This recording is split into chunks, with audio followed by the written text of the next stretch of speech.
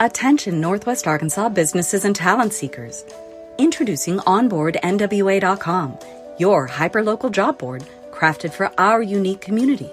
Struggling to find the perfect match for your job openings?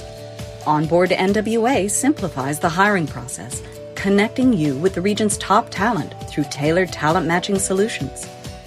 Whether you're an employer seeking expertise or a professional looking for your next opportunity, Onboard NWA is here for you. Discover more at onboardnwa.com, and let's build the future of Northwest Arkansas together.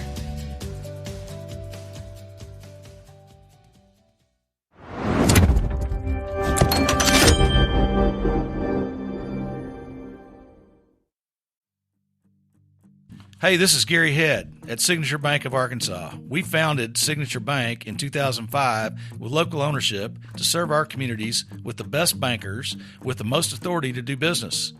We have succeeded in growing our bank to over $800 million in assets, including $50 million in growth in the first quarter in 21. We have 155 teammates that love our communities and the customers that we serve. We are always here to serve and eager to do so. As Chairman and CEO, I welcome your call to have the opportunity to serve you. Please call 479-684-4700 or online at signature.bank and tell them that you heard about us at I Am Northwest Arkansas.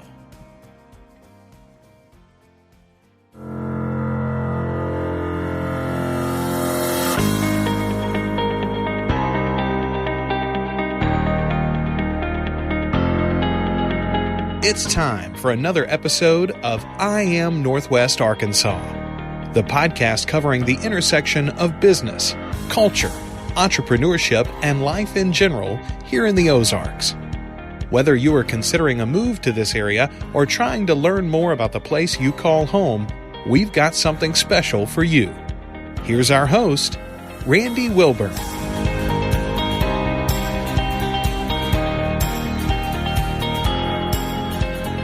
Hey folks, and welcome to another episode of I Am Northwest Arkansas. I'm your host, Randy Wilburn, and I'm excited to be with you today. I'm excited for a couple of reasons. One, because it's not often that I get to sit down with somebody that's actually been on the podcast before.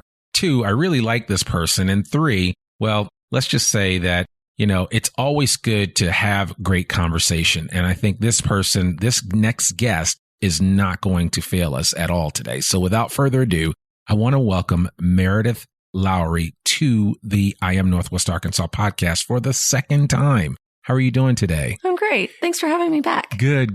And for those of you that don't know, Meredith was on episode 44 of the I Am Northwest Arkansas podcast. You can just visit iamnorthwestarkansas.com/44. The title of that podcast was Meredith K. Lowry is Patently Fabulous. And it was just a play on words because she is a patent attorney. And we had a good conversation. We demystified a number of things about copyright issues and other things that we were of interest during that conversation. And we learned her superhero origin story. So if you really want to learn the nitty and the gritty about Meredith K. Lowry, you need to listen to that episode. But today we have it's not a more important topic. It's another topic that I want to talk about because, Meredith was kind enough to visit with the Downtown Fayetteville Rotary Club and share on one of her many passion pursuits that she has, and that is women in business, and specifically a program called Women Run. And Women Run is a program that was born or birthed out of Wright Lindsay Jennings, which is one of the oldest law firms in the state, 120 plus years. They've got an office right here in Rogers, and Meredith works out of this office. And so in addition to all of her stuff during her normal day job, she likes to take on other projects that keep her busy. So yeah, I would love to just, kind of share with our audience at I Am Northwest Arkansas all of the things that you shared during our Rotary meeting. And it was just eye-opening about women in business. And so without further ado, Meredith Lowry, what's going on? So women in business is a passion of mine. I mean, you are a woman in business. I am a woman in business. I've been a patent attorney for 16 years almost. And so one of those big things that I would notice through my career is I would see more of the women that were inventing things and they had different questions than male inventors would have. And they also seem to have different kind of struggles. There aren't many women patent attorneys in Arkansas, so I'm guessing that's one reason why I tended to see more of those clients. But working through those issues, we started seeing a lot of trends. And I approached the firm at that point and said, this is a concern. I think we need to really start considering how can we address this, because some of the concerns that were coming up over and over again were ones that we could take a hard look at and potentially address. Right. And I mean, there were three big things that are in our research kind of played them out as well. I spent a lot of time reading documents about what challenges women in business are facing. And the three big ones were a lack of a social network that was tied into a business community. Women are really good at social networks, but those networks don't always link into things like Rotary or banks or chambers of commerce. Then the other big one was lack of confidence on certain concerns with business. And some of that can be dispelled through education. Mm-hmm. Women in business don't often see other women fail. And so as a result, they don't know how to, or feel like there's a concern on how to then keep from failing. And then there's just a failure to launch all together. Right. So trying to stop that, and also to discuss certain things to give those business owners an ability to learn and make their businesses more successful. Mm-hmm. The last one was one that we couldn't really combat too much, and it's an access to capital issue. Right. Though in the last year, we've been a lot more vocal trying to just get the word out about that access to capital issue, which is my main focus when I talked to Rotary, was about that access to capital issue. And the pandemic was a devastating aspect of that. We've seen before that women don't try to get capital as often. Yeah. When they do, they get horrible rates on average, or they get less money, or they go to get capital in ways that aren't always the best because of other issues with women in business. And then they also aren't set up in ways that would make it easy for that business to be able to deal with the debt situation and then move through that. Yeah. And so the pandemic just highlighted that even more. At the beginning, when the PPP, payroll protection program, was going into effect, I don't think anyone was completely aware until it started into the process how devastating it was going to be for women. The actual act had language in there that that women needed some amount of preferential treatment here. It wasn't for lack of trying. The major issue with that first round of funding was that women aren't set up always in business to be able to get payroll protection money. Right. They don't have necessarily employees. Like 80-something% of women-owned businesses are not set up as a payroll situation. Solo entrepreneurs or partnerships, or just doing a side gig out of their home or on the weekends isn't necessarily going to be a payroll situation. So yeah, there were a lot of businesses, I think, that kind of fell through the cracks during this whole pandemic, especially with the money that came down from the government, where, businesses that just didn't qualify, for some of the money that was out there. I mean, I'm an S Corp. I'm a single guy. I don't have I have a couple of part-time people that I pay, on a per project basis, but I don't have a payroll other than myself. And I pay myself on a payroll, but that's it. And because I did that, that was the only reason why I was able to qualify for some PPP money. It wasn't a lot, but it was something. But you're absolutely right. I mean, that is a real problem, especially that women run into with their businesses. So, yeah. So we first see that round come through, and some women were able to qualify, others weren't. And the ones that could qualify tended to go to, if they had the right documentation, they would go to large banks. Yeah. The large banks did not fund at the same level as the small banks did. And then that would then lead to lack of funding. If they ever did get money, they asked for less money than their male counterparts did. And so that also led to problems and a disparity there. But after that first round, God bless the Women's Foundation of Arkansas. They saw the issue just like we did, and we partnered up with them, and they actually funded some women, which was an amazing thing to have that resource out there.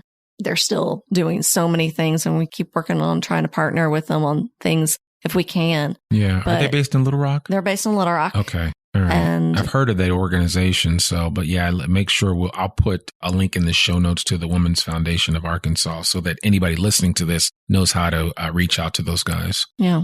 They've been a resource for me for years because they do this tremendous research on looking at the economic indicators for women in Arkansas. But they've branched out as they've been seeing the numbers and started thinking, okay, how are we going to actually affect these numbers in a positive way? So they're doing great things, and I'm glad that they are a good partner for us in Arkansas. That we did a seminar with them on just how to even get set up as even a simple LLC that could then have an employee identification number and start looking at how can we get these women set up where they can then qualify for later rounds for PPP.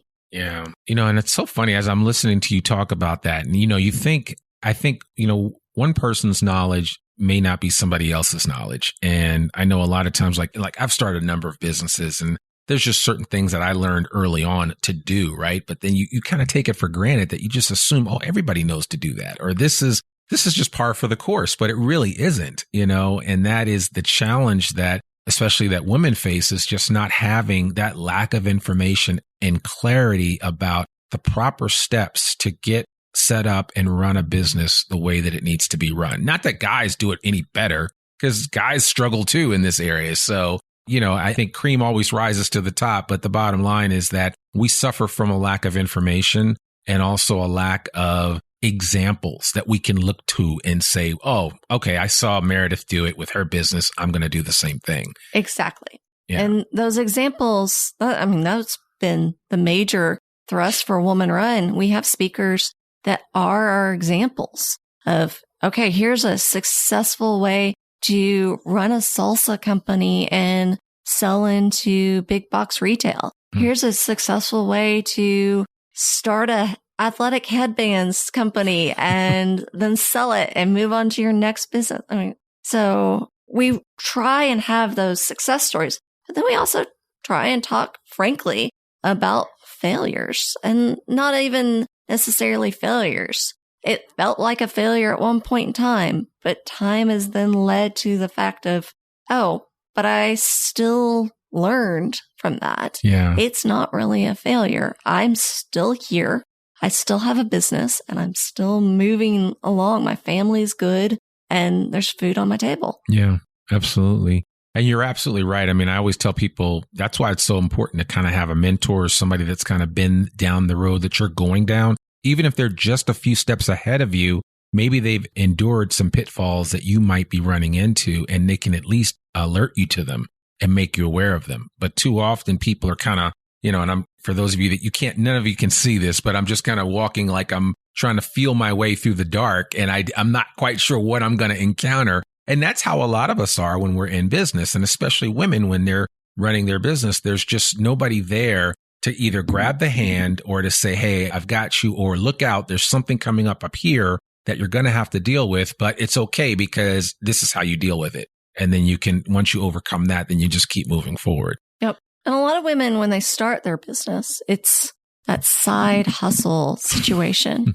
where it's in the home. So many women-owned businesses are still in the home, but if they're struggling, it's really easy to then say, oh, I'm going to stop. Right. And the benefit for women in that business is it is one of those mechanisms towards wealth generation. Sure. And we see across Arkansas, that's one of the best ways for women to succeed is having a business to then generate that wealth. It's a different situation than just working in the traditional employee situation. Right. And when you think of that, and I remember I shared an article with you from LinkedIn that was sent out a while ago, and it was kind of depressing to read. And it talked about how, according to the report by the National Women's Law Center, women lost 5.4 million net jobs since February of 2020. That's a lot of jobs. I mean,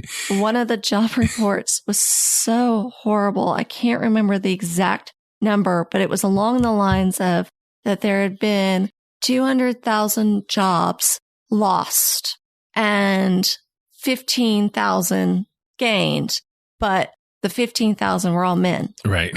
So all the job losses that report were shouldered all by the women. Yeah. And it was about the time in the pandemic when everyone started returning to school. And that was the other aspect of the pandemic. The caregivers, the people either with children or parents that needed care, most of that was shouldered by women. And thank goodness I have a job that we were already at home anyway. But I can't imagine for the women that couldn't work from home or just I have a lot of clients that they themselves couldn't go out and work. Yeah. So how are we going to generate income other than starting your own business? Right. And you shared a number of statistics. And one of the biggest things was where in the state of Arkansas is the highest increase in women-owned business, which I was kind of surprised to hear is on the eastern side of the state. Yep. And in the Delta. So, and I'd love for you to kind of talk a little bit about that, and just so that we here in Northwest Arkansas kind of understand that dynamic.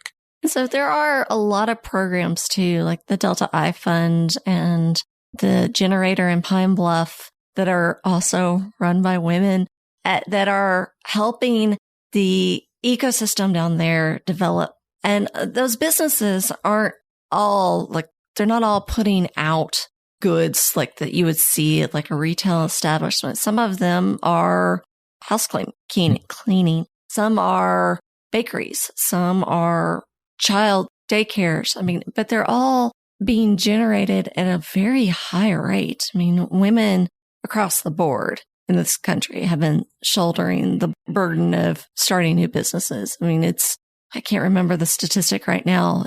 But it's high. And then it's even higher for women in the Delta in Arkansas to start those businesses. Yeah. And it's not as high here because access to, 9 to 5 jobs is much higher than it is in other parts of the state. Correct.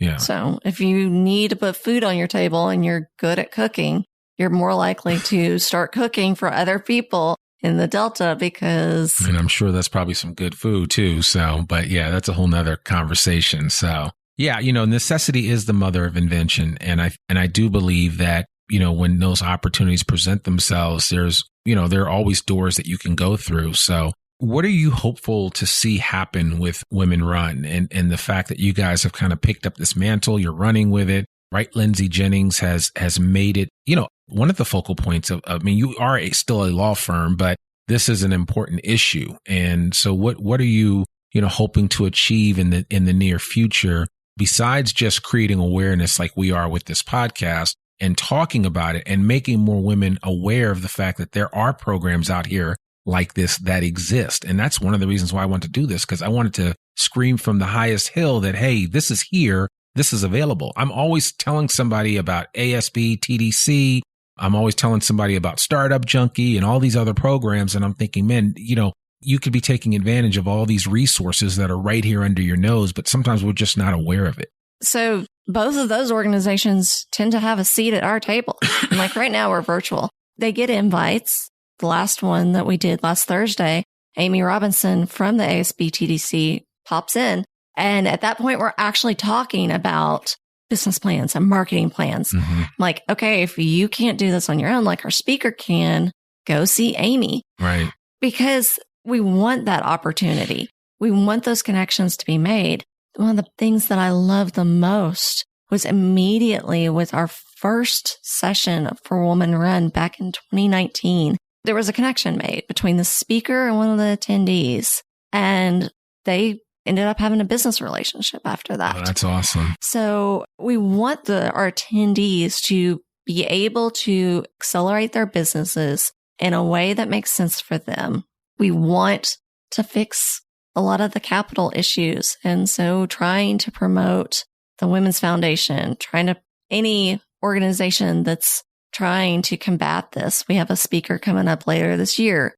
She wrote an article with me, Jensen Hallett, about the access to capital issues in Arkansas. And she's going to talk, and she has an organization right now that's moving forward on the access to capital concerns. Yeah. And that's important for people to know. And just to kind of mention some of the stakeholders that you guys are involved with, we did mention the ASB TDC, Greater Bentonville Chamber of Commerce, Conductor, Fayetteville Chamber of Commerce, Rogers Lowell Area Chamber of Commerce. Shout out to Karen Wagaman and the rest of the folks there. Grit Studios, Startup Junkie, like I mentioned before, and the Venture Center. So these are just a few of the stakeholders that have partnered up with Women Run and are trying to play a role in getting, access for women to all of these different resources. Like you said, Amy Robinson, I did a program with her, and she's fantastic. I mean, she's just like, you could watch some of her TED Talks. And I mean, we actually have a lot of resources right here available to you being the listener, especially if you're a woman and you're trying to start your own business, or you are running your own business, but you feel like you're sometimes running in the mud. There are people that will throw a line your way and pull you out of that and pull you onto solid ground, right? Because I mean, again, when we build a business, we want to build it with a firm foundation. And a lot of times that firm foundation starts with quality information, with people that can really breathe life into your dreams and visions. And one benefit of the pandemic, everything's virtual now. Yeah. And we record it. And then we put it out in our Woman Run newsletter. And so it's then like with the last speaker, the Satori Road proprietor, Maddie, she's just laying all these wonderful nuggets about successful branding. But if you can't attend, you can then get the newsletter and listen to it at your leisure. And I know I have a good number of female clients that are working in the middle of the night. And so it makes it easy for if you have another job or have children. But that's like the creed of the side hustler, right? And yes. I'm always talking about I tell people all the time, you got to get a side hustle. I mean, my wife has a little side hustle. She's doing dyslexia therapy tutoring.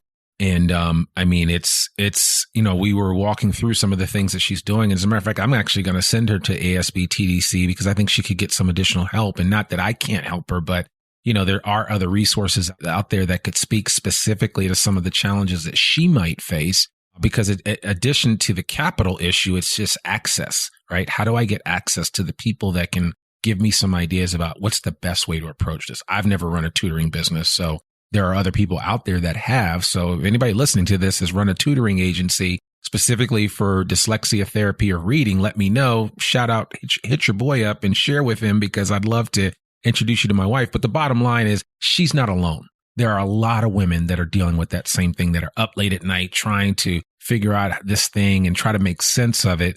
And that's part of the process, right? I mean, it's not nice. I wish it were nice and neat. Starting and running a business is not neat. It's messy. No. It's quite messy. And it's not always a clear path. Right. And it can't be. I mean, so many businesses are different. Yeah. I think it's interesting, and I just, and then the other piece of it, which you really said to the group rather, when you spoke to us a couple of weeks ago, was simply that, there is a real net positive ROI when people are able to invest, or when women-owned businesses are invested in. The ROI is very positive. First of all, I remember you saying that women tend to reinvest in their business at a much higher rate than men do. 90%. 90%. 90. Not 90%. That's huge, right? But, I've always been taught, especially by some of my mentors, that if you're going to be in business, if you're not reinvesting in your business, it's going to be hard to get anybody else to do it. And it's a hard thing when you're on the other side of it. I mean, my husband took that approach of, okay, all the money is going straight back into the business at first. And I remember just sitting there going, okay, someone else has to be bringing in money for a while. Right. But it did pay off. Exactly. And, I mean, that's the thing of just being patient, which also the investors for women have to realize, okay, wait a minute. It may not be I put in money right now and get it back in 6 months. It's probably going to be a year, couple years, and having that education, which I think Jensen's part of her thing that she's tackling too. But it's just a big education aspect for everyone around. But then women also tend to return to their investors at a much higher rate. It's right. Like 73 cents on the dollar versus like 30 something cents on the dollar. Which is huge. And the level of recidivism is much lower too. So, I mean, there's just a lot of benefits there, as far as that's concerned. And that's not to knock guys. We're just stating the obvious here especially with women owned businesses. So just a shout out to all you investors out there.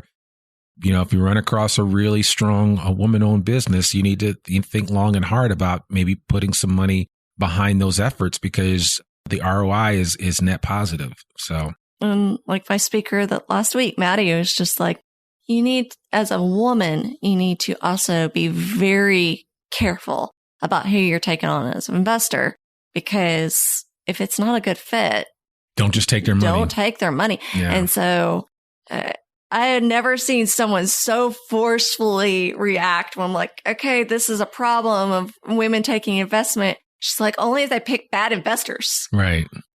Yeah, it's true. It's true. But I mean, you need that feedback in order to recognize, what mistakes you might make in the process and then figure out how to course correct throughout. So I think that's important. So you're working with Mayor Jordan in Fayetteville.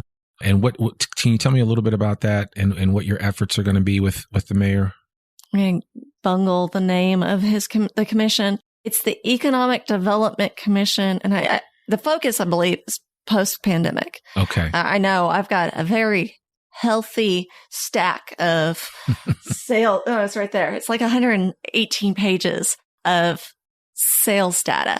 Okay. During the pandemic and what industries did okay, which ones didn't, and trying to make my way through that. The mayor has gotten a committee together, and Mervyn Jabraj with U of A, Walton College. You introduced me to him. We had him on the podcast. He's a great economist with a great sense of humor. Great sense of humor. It's going to be a good thing for both of us that he has that. He and I are co-chairing this committee to then develop a plan for the city council and the mayor to adopt for the next 5-10 years. I'm not sure the time frame we're looking at. The last plan was Fayetteville first, and that is no longer in play. It expired. So now the goal is to have a new plan that not only tries to remedy some of the things we saw during the pandemic, but also provides an equitable situation for businesses. So the committee is by design very representative of Fayetteville. Sure. So it's mostly women, not mostly. It's half women. Okay. The makeup of Fayetteville's half women. A little bit more according to Devin.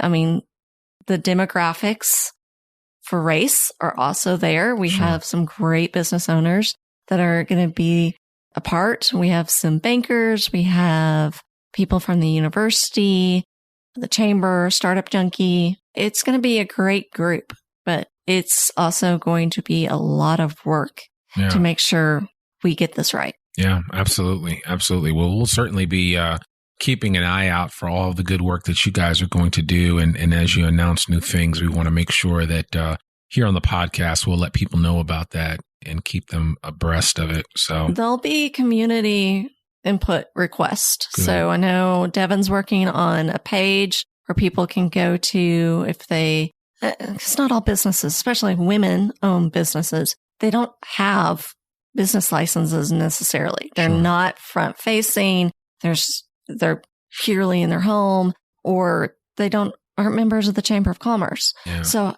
how are we going to get to them except by word of mouth through people like you or the city having a page up, but people still are going to need to know to go to it, because I want as many community inputs as I can get. Yeah. Yeah. Well, I hope folks are listening to this. You please heed Meredith's words. Get involved as this program comes online and as they seek out community input. But you just have to get involved in general. And I'm speaking specifically to the women I Am Northwest Arkansas podcast listeners. I mean, there are so many resources out there for you.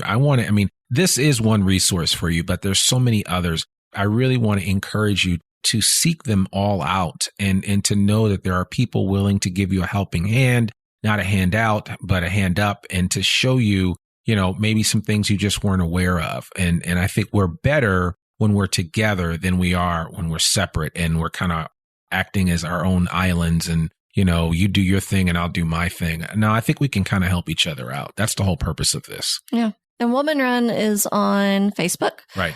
Woman Run. And then on Twitter is Woman Run World.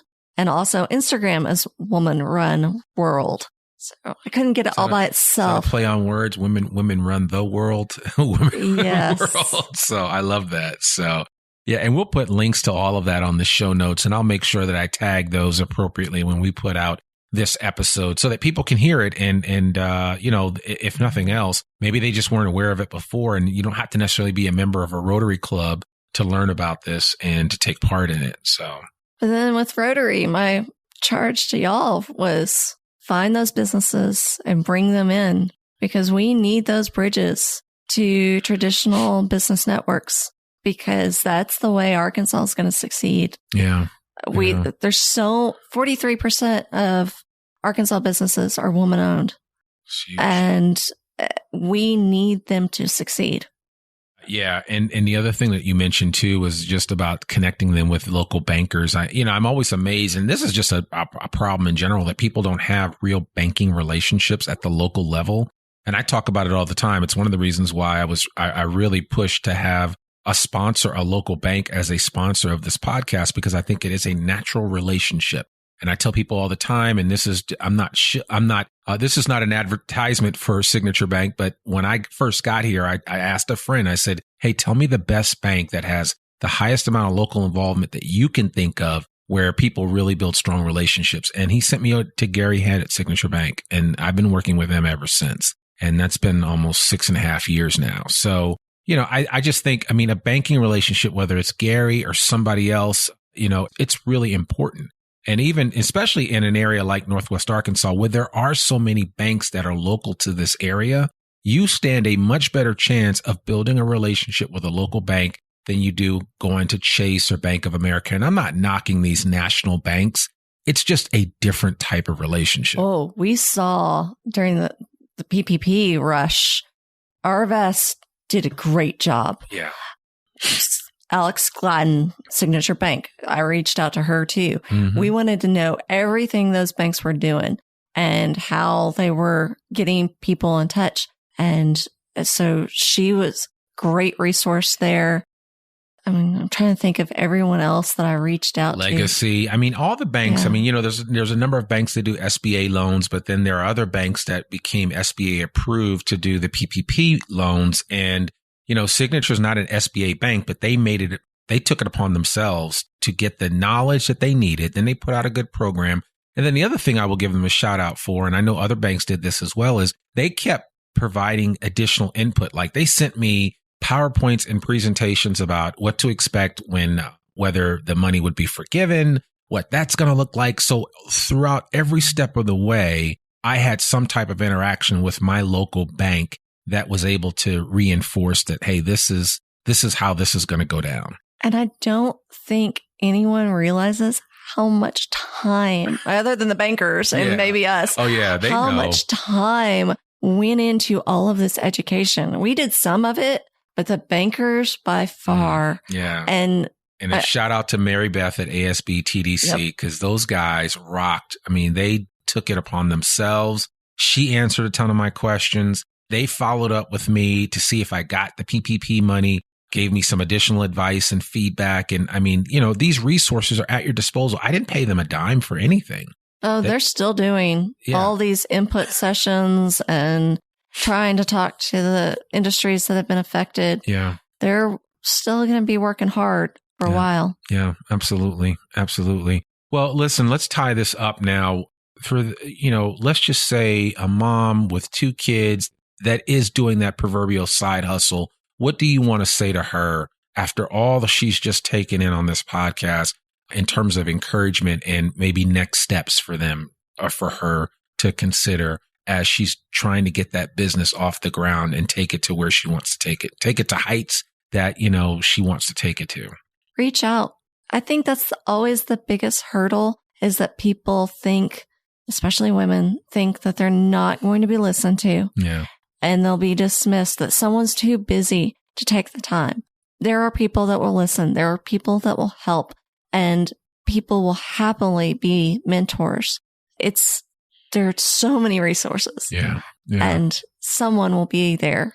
Yeah. I mean, I'm just impressed that you guys, a firm of 120 plus years, and this is just a big shout out to Wright Lindsay Jennings, has taken it upon themselves to kind of pull this under their umbrella to kind of, not birth it, but push it out there and create more awareness. You guys are doing what you're doing. You're a successful law firm, but you also see that there is success in creating all of these successful stories for women-owned businesses, and how that also feeds the community as well. We've always been a big firm on community.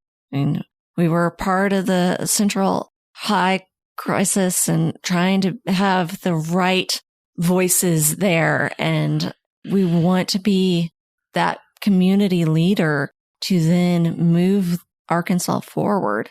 So this was a natural thing for us. And thank goodness I have so many partners that are also as inspired and into this as I am, because it became a statewide organization very quickly.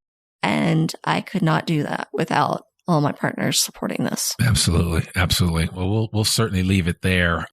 On a personal note, what are you, as we are in the waning, I won't say the waning days of the pandemic, because I don't want people to think we're in the clear, because we're not. We're still got a ways to go. As of the time of recording, is at the end of April 2021. So I don't know when you're listening to this, but what are you guys doing? Your family doing to kind of, get your mind ready for just, the new beginnings that we're experiencing after this pandemic, or as we come out of all this? It's been a slow process in the last little bit. We're all fully vaccinated, so that makes it easier, but slowly going out more and trying to make sure everyone realizes, because I have 3 children, and keeping them corralled has been a task, but they're wanting to be back out, and so being prudent with that. But one thing I'm really looking forward to is running in person again. And I've done a few small races since the beginning of the pandemic, but it's looking like they're going to be more and more. And hopefully, maybe we just had the Hogeye, as of the date of recording this, we just had the Hogeye Marathon the past weekend. And so I'm sure there'll be other marathons coming up. And I think Little Rock when is that typically? It's usually in March. I can't remember when they moved it to. Okay. But yeah, the Heroes Half, I saw that they're coming up in the fall. Okay. And so it's going to be all kinds of options out there. And if you can't do any of those, just go. There's trails everywhere in Northwest Arkansas. Just go get on a trail and go run. If you're there Saturday morning, I'll probably be running around Lake Fayetteville. There you go. There you go. That's awesome. Well, cool. Well, Meredith, thank you so much for taking time out of your schedule to connect with me and give me a download of that information that you shared at our Rotary Club. I really appreciate that. Appreciate all that you do for our community. And thank you so much for joining us back on the podcast. You are one of the few people, Omar Kasem, trying to think of who else have I had on multiple times on the podcast, but you now are in rarefied air. So I think that's a big deal. So we have to think about something, because I think I gave you a t-shirt when you were on the first time, right? Bracelet.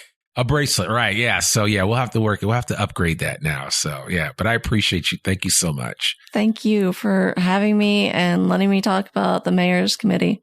Yeah. I mean, it's Woman Run. Yeah, it is. There is so much happening, and we want to continue to let people know exactly what's happening in Northwest Arkansas on many levels, but this is just one way. So folks, check out IamNorthwestArkansas.com. You can check out the show notes for this episode, and you'll get all the information that you need of everything that we talked about will be listed there. So, and if you need any additional help, you can always reach out to us, hello@IamNorthwestArkansas.com. And I'll make sure that you have all of Meredith's contact information. And you can go to WLJ.com and then type in Women Run, and you'll find the information for the Women Run program right on Lindsay Jennings' website. So that's it. That's another